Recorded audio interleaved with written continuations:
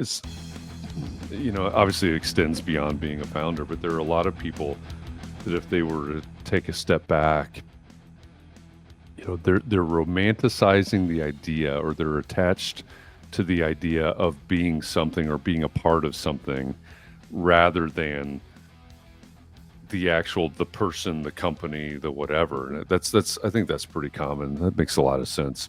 Yeah. So when you're talking about this 10-year plan and what it should include but not be limited to, it seems like legal maybe had a hand in that comment. But the first thing that you talk about is the problem that you want to solve. And again, this is for yourself, not for the business. So what's the distinction that you're making there in that 10-year plan, focusing on the problem that you want to solve? I think great founders obsess around problems, and then they obsess around problems that they've personally experienced. Mm-hmm. And the way to do that can manifest in many ways, right? Why did Zuckerberg start Facebook? Because it wasn't great at talking to girls. Mm-hmm. He needed a better way, an easier way to manage the process, right? So it's like these are all very personal problems, and then sometimes these big personal problems are huge market problems. But it's this Right. obsession around like the problem statement, and if you look at even how I operate, right? I know what my problem statement is. One, I think the AEC industry is the most noble and interesting industry in the world. We shape society, but we can do better, and we're not recognized for it. So how am I solving that problem? I'm investing in startups at Shadow Ventures. We run mastermind groups at KP Ready. Like I publish books. I have got several solutions attacking this problem, right? The problem that I care about. And I think you have to kind of, I'm fortunate that I get to like run multiple things, right? But for most people, it's that one thing. So I think, continuing to have a deep passion for something, and then guess what? You're also allowed to fall out of love with it. You're also Yeah. allowed to say like, "Hey, I'm not passionate about that anymore." Yeah. That I think that goes to that attachment idea, Hmm. right? Oh, it's I've romanticized this so much. I'm attached to this. I can't let go of it. But you are allowed.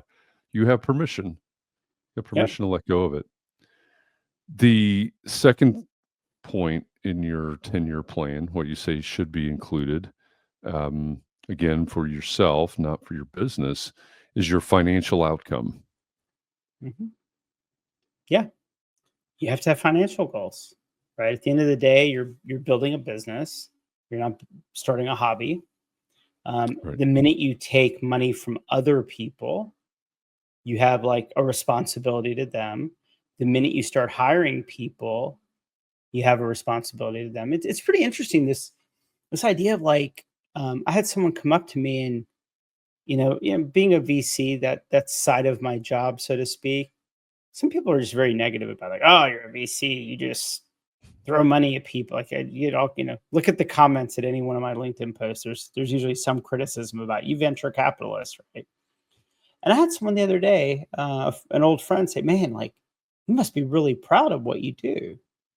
And I'm like, like, maybe. Like, where are you going with this? It's like you fund companies that turn around and employ lots of people, that fund families and fund a quality of life. Like, so how many people have you helped in your career? I was like, I have never even looked at it that way.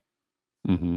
I've never even looked at like I have some great impacts. I've always found like, the founders, their companies are the founders. I'm here to help, right? I don't think of them as mine.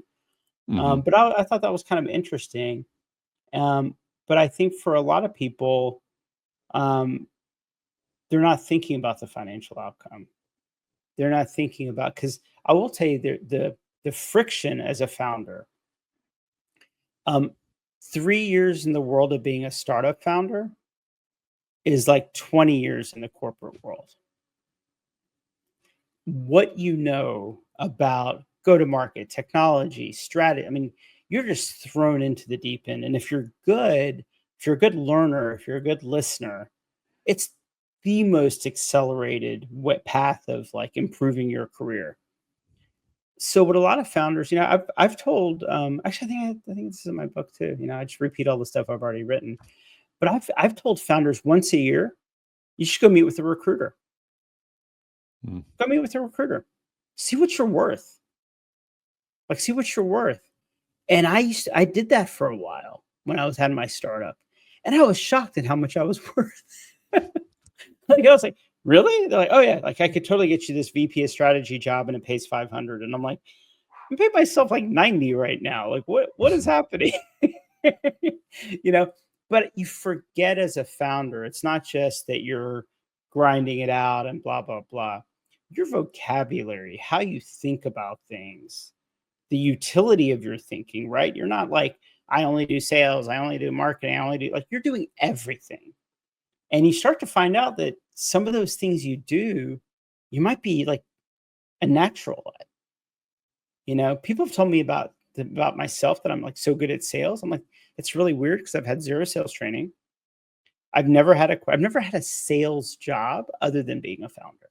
Or I've never had to like make my mortgage by hitting my commissions. You're like, oh, you're so good at sales. I'm like, I don't know. Like, I don't know how. Like, I'm not sure how. I never trained for it, right?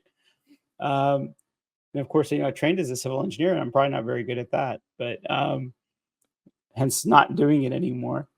But I think people forget. So I used to give this advice, like, go meet with a recruiter once a year. You might be surprised at what your market value is. And if you start looking at that juxtaposed to, hey, where am I at with my startup and where am I going and what the opportunity is, you might make different decisions. Yeah. Yeah. No, not, I mean, I think related, but obviously not completely relying on your financial outcome. You also talk about your personal, mental, and physical health outcome. I mean, there are definitely links between those, but we need a separation of finances and health as well. So, what's the story behind personal, mental, and physical health outcome? Yeah. So that picture from 13 years ago, Hmm. if I would have sent you a picture, which I couldn't find when I was looking for one, from 15 years You ago. lost the negatives. Yeah. Um, That's our if I were to look, that's our second Google moment. yeah. um, if I were to look at 15 years ago, I was about 40 pounds heavier. I'm still diabetic. I haven't been able to reverse it 100%, but I was like lots of insulin, lots of, I was far from peak health condition. Hmm. But I did this weird thing where I'm like, I took a couple years off my pre-retirement and took a couple Hmm. years off and Right. worked on myself and worked on my health. And I had this strange goal of, I'm going to fit into a Banana Republic medium shirt because at that point I was like getting custom dress shirts because I was fat in the wrong places, so to speak. That you know, so I was like, I'm going to fit into and then I was able to get into a slim fit Banana Republic medium shirt, and now I'm a solid medium at my current size. So, Medium. so Still Banana Republic, or have you switched brands? no, it's funny. It's actually pretty funny. Little secret: I sometimes buy women's clothes because they fit me better. Well, the cat's out of the bag. That Metallica T-shirt. It's a women's small. No, t-shirts don't work that way, but other things can. But no, I mean, like the well-being part of it, right? Like if you're going to spend 10 years chasing something, yeah, I think you want to try to live for those 10 years. Yeah, that's important. Certainly. And when you're healthier, you perform better. And like you can't. When I did my second startup that really wore me out, I put everything on pause. I didn't have time to work out. I didn't have time to eat right. Too busy, right? Hmm. And I think looking at all those in balance and getting it in, I think is like super important. Yeah. Well, I mean, the business is whether it's going well or it's not going well. in quotes, Hmm. is not going to provide you with the personal mental health or the physical health. Right? Hmm. That's up to you. Like you said, you did the work. You did the Hmm. work on yourself, and that's going to be outside of the realm of the business. The Hmm. business going great, it does not necessarily um, help your mental health. Hmm. Right? That's independent of that. Yeah. And of course, like the mental health part, which I think it's all connected, right? If you're in great It physical is. health, it's easier to get into better mental health. If you're real with yourself, it's easier to be real with others. Yeah. Yeah. I think it's, when you're looking at even like your mindset, right? You've got personal and you've got relationship and you've got business. Those are at least three of the facets um, that all of those fall into. So from there, you talk about your family outcome, your financial outcome, your personal, mental, and physical health outcome, and then your family outcome. So certainly these things could be connected, but Yeah. how do you unpack that? Yeah, so I'll meet a lot of founders, youngish founders that are unattached romantically. And, oh man, I'm working 15 hours a day. I'm crushing it. I'm blah, blah, blah. And then what they don't plan on is they might actually meet something, even though they're working all the time. They might actually meet someone. Um, and when they meet someone, that's someone they probably want to spend time with them, and that person probably wants to spend time with them, right? So now all of a sudden, you don't have 15 hours a day to work or 18 hours a day or whatever it is you're pushing. Oh, so now that time allocation towards work goes away. Oh, and then you get married. Well, it's a little bit more permanent, right? Now, maybe we're having breakfast together every day. Maybe like one of the things is like, hey, we're gonna have dinner with each other every day. Like all of a sudden you have even less time. Prioritizing. Yeah. Yeah. And then you buy that big house. And then you fill that house with a couple babies. Like, and now how much time do you have? Yeah. You're And what would if you you're name those lucky, you can babies? right. If you're lucky, you can put 40 hours in if you're lucky. And those kids want to go to soccer and you're in carpool and whew, like it's a lot, right? Yeah. So what I always tell, it's kind of funny when I look at like startups financial models. They'll say things like, "Oh yeah, we're cash flow neutral." And I'm like, "You're also paying yourself 30,000 a year. Hmm. You're also working out of your house," which back in the day, like that was a bigger thing. Like, hey, you might have to have rent one day. Now maybe you can go virtually the whole time. But you're not at break even because none of it's normalized. You're Yeah. not actually paying people market. If I normalize your business model and you actually have to pay market to people, you're losing 100,000 a month. Like, sorry, you know. So I think the idea you have to look ahead. Whenever founders, you're like, oh man, I'm grinding. It's like for how long? For how long? And I think, not that everybody's goal oriented, but at some point, if you date someone, that someone's probably like they may not understand startup life, Hmm. and they may say like, "Hey, are we doing this, or are we just like dating? Because we're just dating. I'm ready to like actually have a serious relationship." And then what? Like, nope. I'm sorry. I'm I'm dating my startup. I don't have time for you. Maybe people do it. Sure. Sure. So those are the first four steps that you share, or points maybe that you share from the 10-year plan that you need to develop for yourself, not your business. And the last one, and you preface it, you say these things, but not limited to these things. But the last thing on your list is how frequent will you evaluate and pivot versus persevere? And you mentioned before, once a rocket is launched, you talked about pivoting, Hmm. but this is different, right? This, Hmm. as you have it here on the list of the 10-year plan, it's different than what you're talking about with the rocket, isn't it?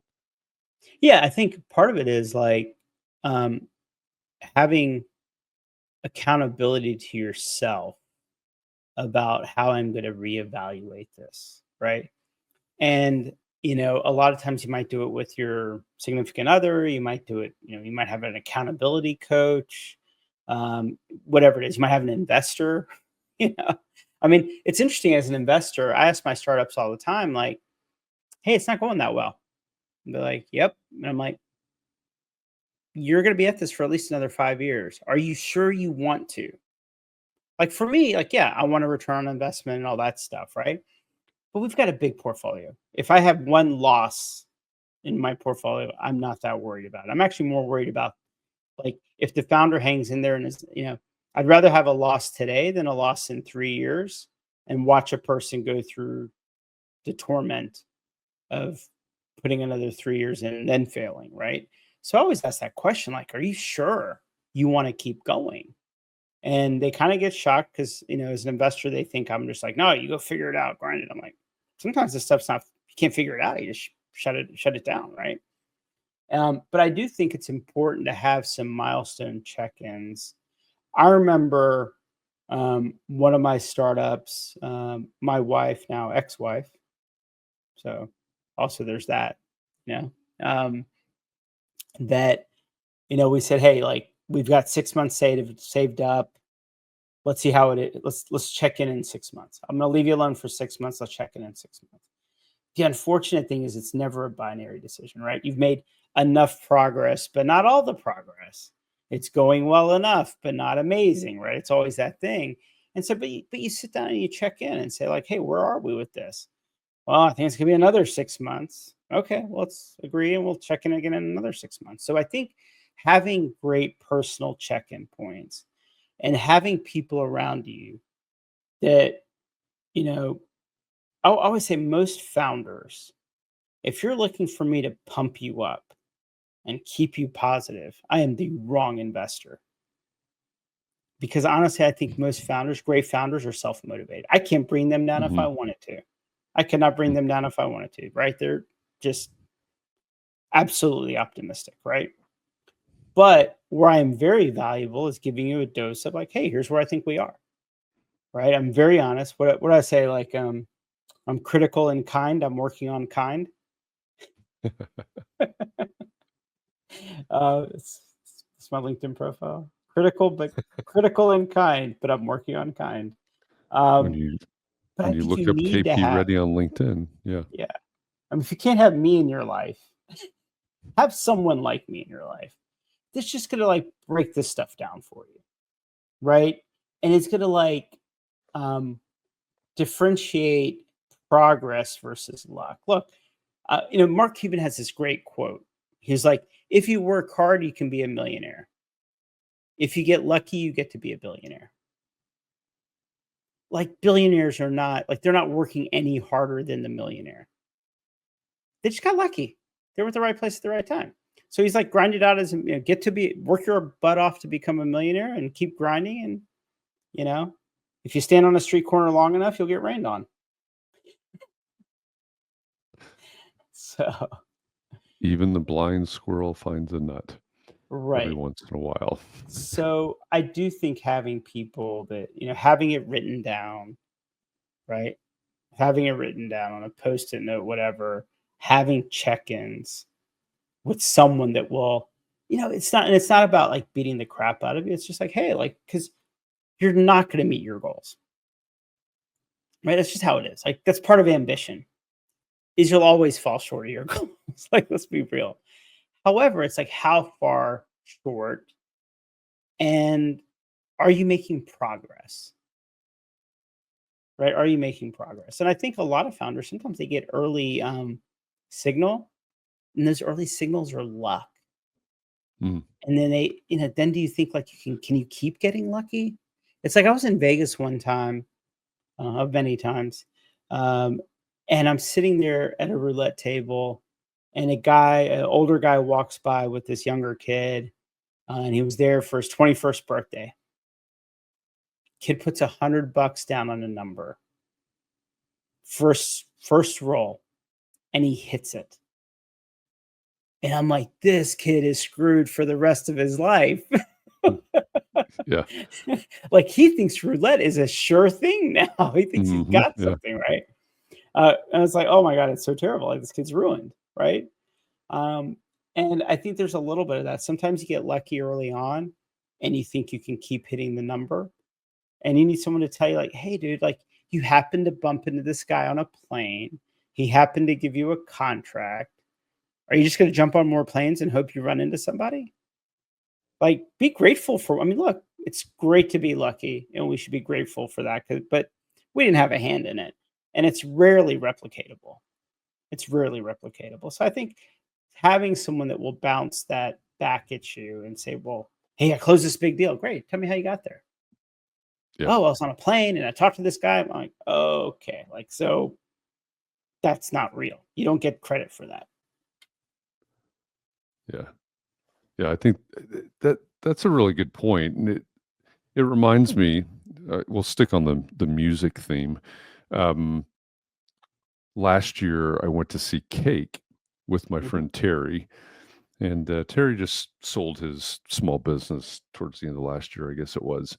We used to talk business all the time. And one of the things that Terry said as we're standing there waiting for Cake to come on was that we shouldn't strive to do heroic things. Terry and I have been friends for almost 2 decades now. And I thought, well, that does not sound like Terry.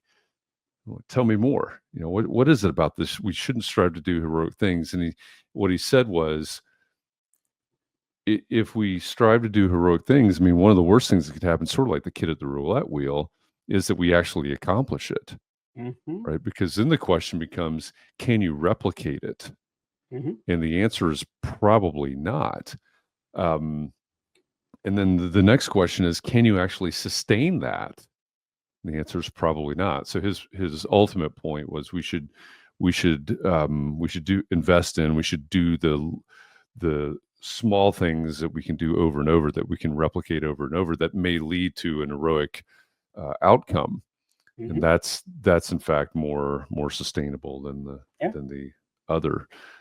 So I think good advice from everyone on that.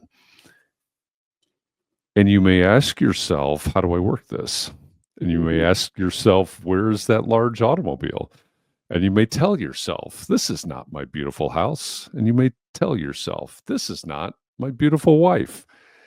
How are you spending the next decade of your life? This is from KP's Sunday Scaries. It starts out, there's the lyrical part of that is the LinkedIn post, and then it's repeated in the Sunday Scaries article. But as KP said earlier, we don't always unpack his Sunday Scaries articles. You need to go to LinkedIn and subscribe to those. But this time we did, because we've got a lot of reaction to it, a lot of response to it.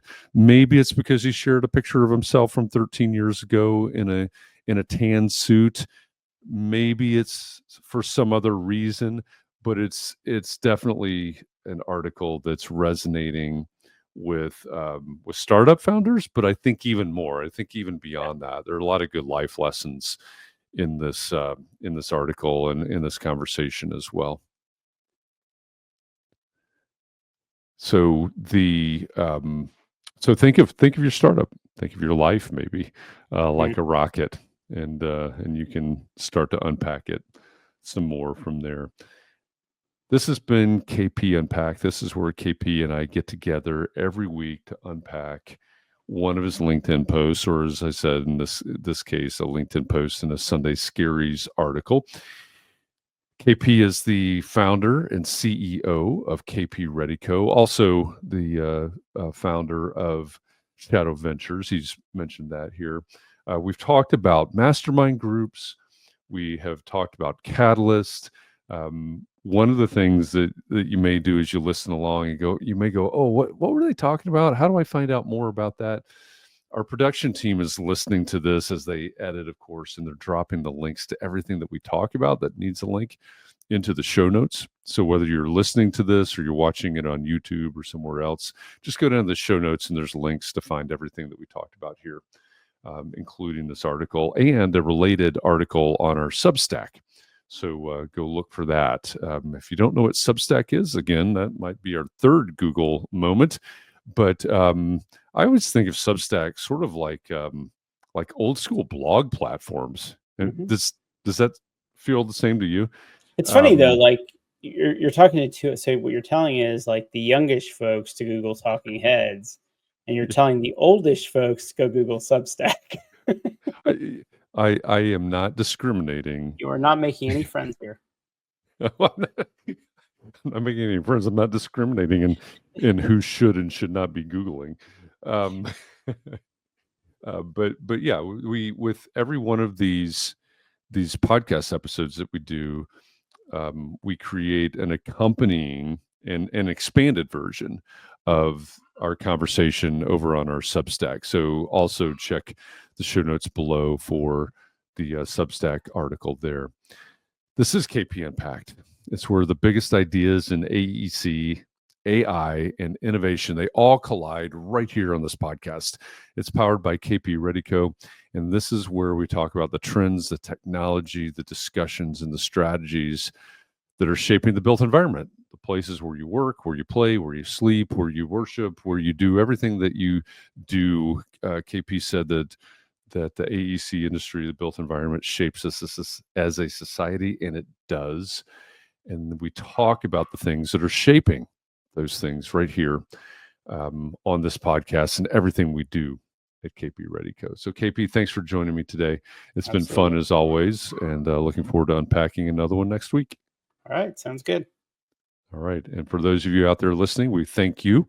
We appreciate it. We look forward to your comments and your feedback on these, whether you're watching YouTube or listening wherever you consume podcasts. And we'll be back again next week. So it'll be great to be in your ears again then. Thanks, everybody. See you next week.